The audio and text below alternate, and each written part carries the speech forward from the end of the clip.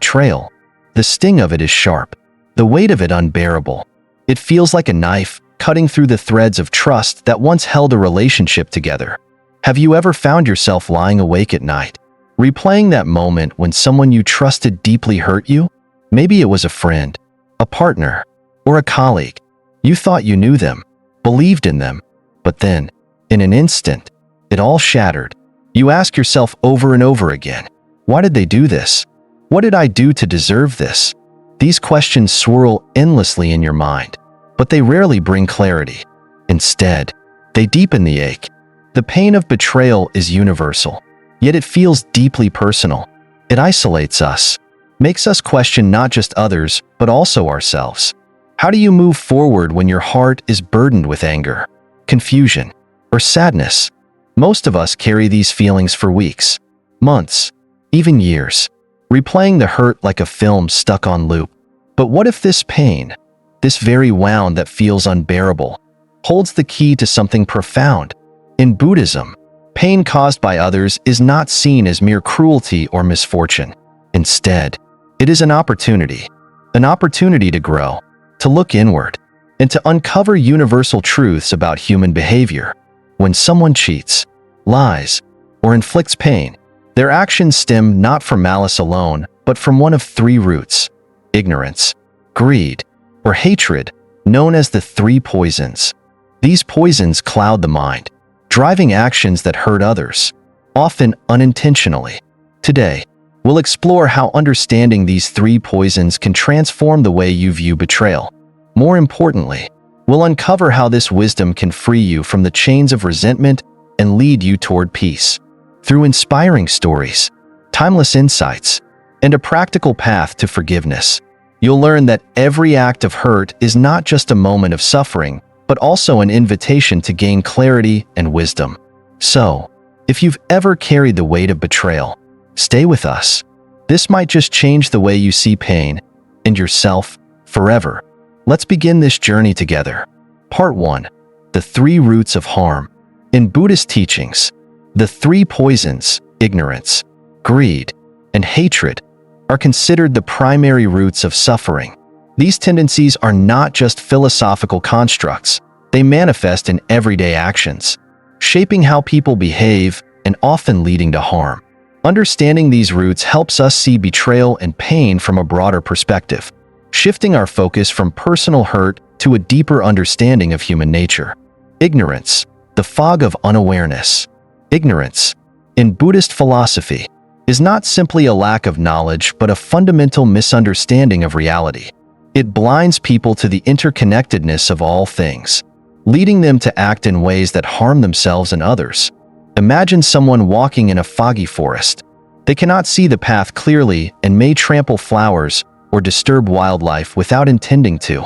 Similarly, when people act out of ignorance, their actions are often misguided rather than malicious.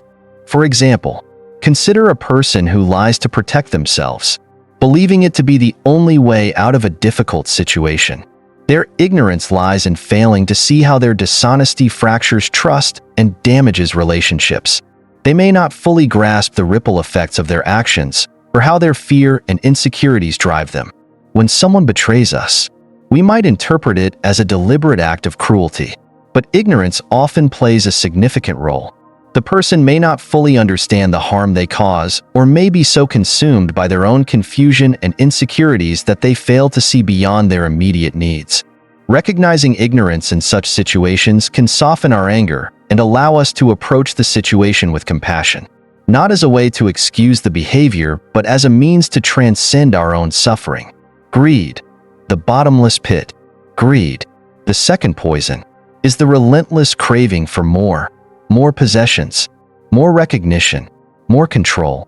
It stems from a belief that external achievements or acquisitions can fill an internal void. But, like drinking salt water to quench thirst, greed only deepens the sense of dissatisfaction. Picture a colleague who undermines others to climb the corporate ladder. Their greed drives them to prioritize their ambition over relationships, leaving a trail of broken trust in their wake. While their actions feel personal, they are often a reflection of an internal struggle, a desperate attempt to feel valued or secure through external validation. In relationships, greed can manifest as possessiveness or the need to control a partner. The person driven by greed may act out of fear of losing what they cherish, failing to see how their actions push others away. Understanding greed's insatiable nature helps us realize that harm caused by it is not a reflection of our worth, but of the other person's unfulfilled desires. This perspective allows us to detach from the pain and see the situation more clearly. Hatred, the fire that consumes.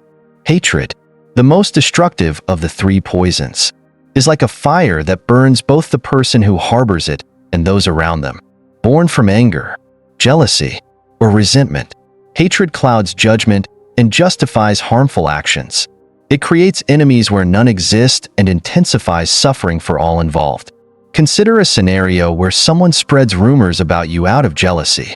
While their actions are hurtful, their hatred often stems from their own insecurities or dissatisfaction with life. They project their pain onto others, hoping it will ease their suffering. But in reality, it only deepens their turmoil. When we understand hatred as a reflection of unresolved pain, it becomes easier to see the person behind the harmful actions. This doesn't mean condoning their behavior, but it shifts the narrative from "they are evil" to "they are suffering."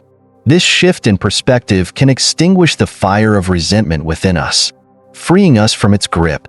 The power of understanding, ignorance, greed, and hatred may drive others to hurt us, but recognizing these roots transforms how we experience pain. It helps us step back, look beyond the surface, and respond with wisdom rather than anger. While this understanding doesn't erase the hurt, it gives us the tools to heal and grow, breaking the cycle of suffering in our own lives. Part 2. Ignorance, the mistrustful fisherman. In a small coastal village, there lived a fisherman named Haru, whose skill and experience made him a respected figure in the community. His nets were known to be intricately crafted, his techniques refined over decades. Yet beneath this mastery lay a burden Haru carried quietly, an unrelenting mistrust of others. He viewed the world as a place where betrayal lurked in every shadow. This belief colored his interactions, especially with his young apprentice, Kaido. Kaido was eager to learn from Haru and often went above and beyond to prove his dedication. He repaired nets tirelessly, rose before dawn to prepare the boat, and observed Haru's every move with admiration. But no matter how hard Kaido tried, Haru's suspicion remained. Haru saw the apprentice's enthusiasm as ambition, a potential threat to his authority and reputation. One fateful morning, Haru inspected his prized fishing net, a tool he had meticulously crafted and relied upon for years. To his dismay, he found it torn. His heart sank, quickly replaced by a surge of anger. Convinced that Kaido had sabotaged the net out of jealousy or carelessness, Haru confronted the young man. "Kaido," Haru thundered, holding up the damaged net. "How could you do this? After all I've taught you, is this how you repay me?" Kaido's face turned pale. "Master Haru, I swear I didn't do it. I would never harm something so important to you." But Haru would not listen. His mistrust had already formed a narrative in his mind, one that no amount of reasoning could break. He dismissed Kaido that very day, leaving the young man heartbroken and humiliated. Days passed, and Haru's anger simmered down. As he prepared to mend the net himself, he noticed the wear along its edges, evidence that the damage had been caused not by sabotage, but by years of use and exposure to the elements. The realization struck him with force. Kaido had been telling the truth. Haru's own assumptions and inability to trust had led him to unjustly punish someone who had only ever been loyal.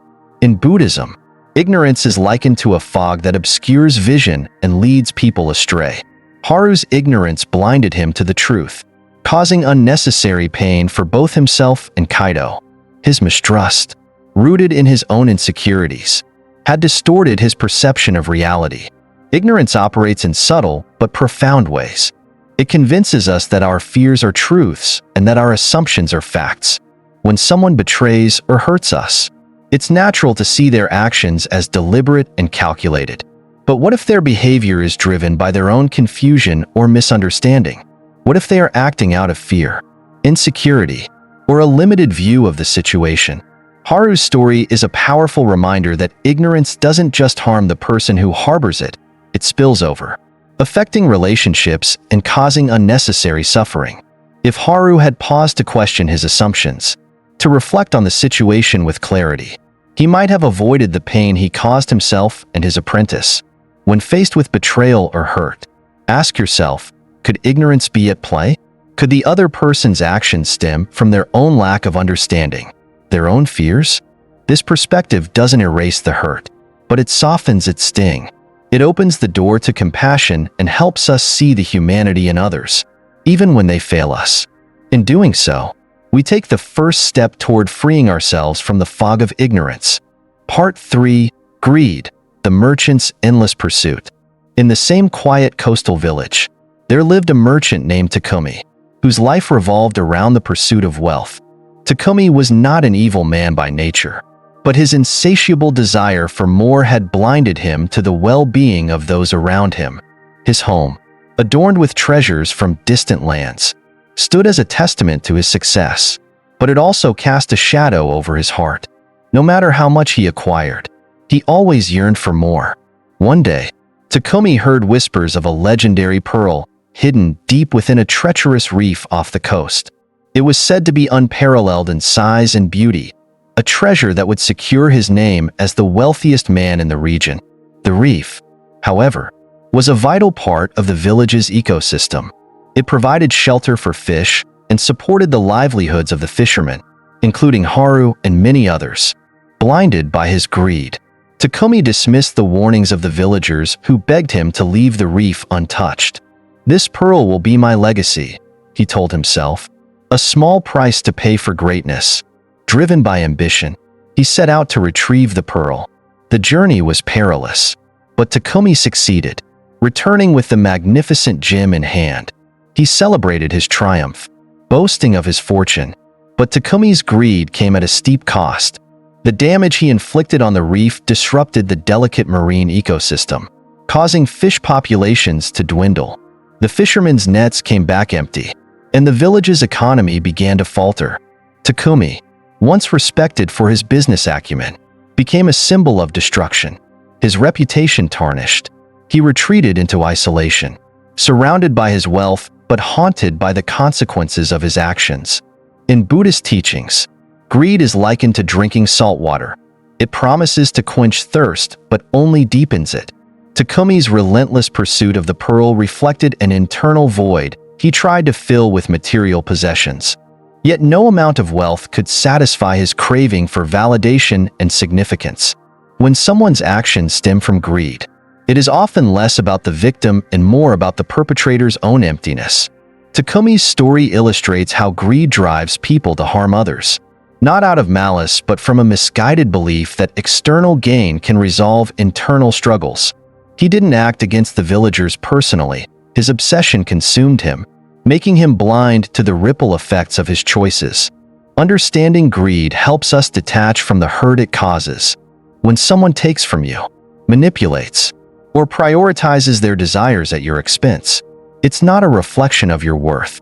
It's a reflection of their own internal struggles, their hunger for something they mistakenly believe will complete them. Takumi's pearl, though stunning, became a symbol of loss rather than triumph. His story serves as a cautionary tale. Greed not only harms others but also erodes the very things that bring genuine fulfillment, community, connection, and peace. Recognizing this truth doesn't erase the damage caused by greed, but it allows us to respond with clarity and compassion, freeing ourselves from anger and resentment. Part 4. Hatred, the flame that burns. Hatred, of all the three poisons, is the most consuming and destructive. It behaves like a fire, devouring everything in its path, leaving only ashes of relationships, peace, and understanding. The person who harbors hatred is often its first victim, as the flame they carry burns them from within, long before it reaches others. One of the most well-known examples of hatred comes from the Buddha's own life. His cousin, Devdatta, was once a devoted follower and companion, but as time passed, jealousy began to creep into Devdatta's heart. Seeing the Buddha's wisdom and the respect he commanded, Devdatta felt overshadowed and insignificant. His jealousy transformed into resentment, and resentment soon turned into hatred. Blinded by this fire, Devdatta attempted to harm the Buddha multiple times. On one occasion, he tried to have a boulder pushed down to crush the Buddha during meditation. Another time, he released a wild elephant to trample him. Yet, in each instance, the Buddha responded with calmness and compassion, recognizing that Devdatta's hatred was a reflection of his inner turmoil, not a reflection of reality. Devdatta's hatred did not harm the Buddha. It only deepened his own suffering. Isolated by his bitterness, he lost the support of the community and the peace he so desperately sought. His actions, born from hatred, became his chains, binding him to a life of regret and pain. When someone hurts you out of hatred, it is often a projection of their own unresolved pain or anger. They may carry wounds from past experiences, insecurities, or feelings of inadequacy. Hatred becomes their misguided attempt to relieve their suffering by inflicting it on others. But as the Buddha's story teaches, hatred never resolves suffering, it only magnifies it. Imagine someone in your life who has hurt you deeply, perhaps with cruel words, betrayal, or deliberate actions. Consider their life beyond the moment of harm. Were they struggling with jealousy, insecurity, or anger directed inward? Recognizing their pain doesn't mean condoning their behavior, but it shifts your perspective. Instead of seeing them solely as a villain, you begin to see them as a flawed human being, consumed by a fire they cannot control. Take, for example, a friend who lashes out during an argument, saying things they later regret. In that moment, their anger may seem directed at you, but it often stems from something deeper, a fear of rejection, unresolved hurt from another relationship, or even frustration with themselves. By understanding the root of their anger, you can respond with empathy rather than escalating the conflict. Hatred feeds on cycles of pain and retaliation.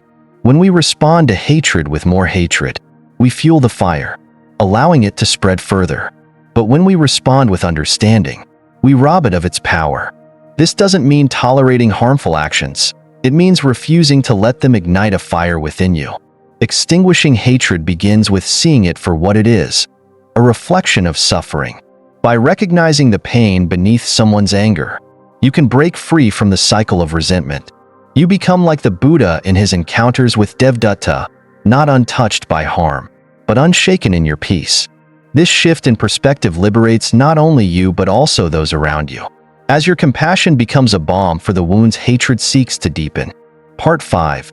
Transforming pain into wisdom. The stories of ignorance, greed, and hatred teach us that while pain inflicted by others is inevitable, the way we respond to it defines our journey toward peace. In Buddhism, forgiveness is not a sign of weakness nor an act of condoning harm. It is a courageous choice to let go of anger and resentment, freeing yourself from the burden they impose on your heart. Forgiveness begins with understanding. When we recognize that harmful actions often stem from ignorance, greed, or hatred, we start to see that pain is not always personal.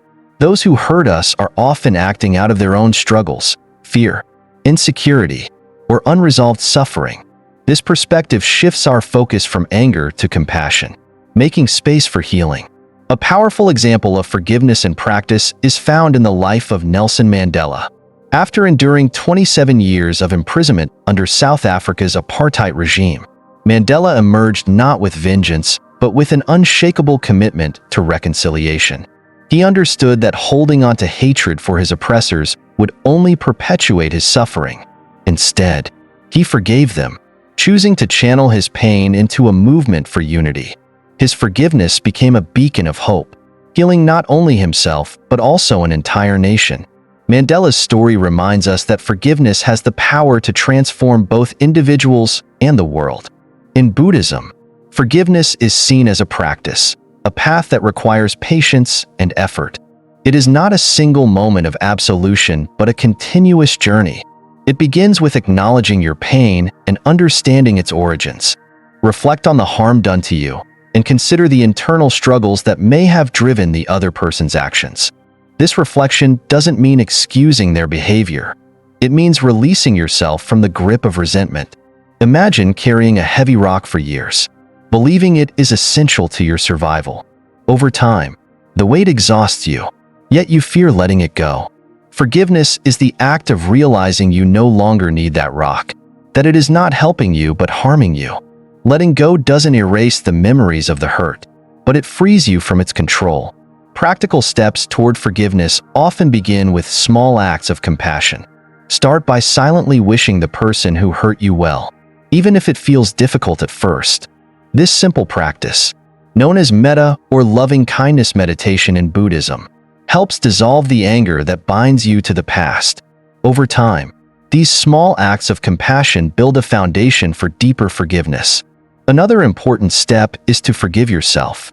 Often, the hardest person to forgive is not the one who caused us pain but ourselves, for allowing the hurt, for not seeing it coming, or for reacting in ways we regret.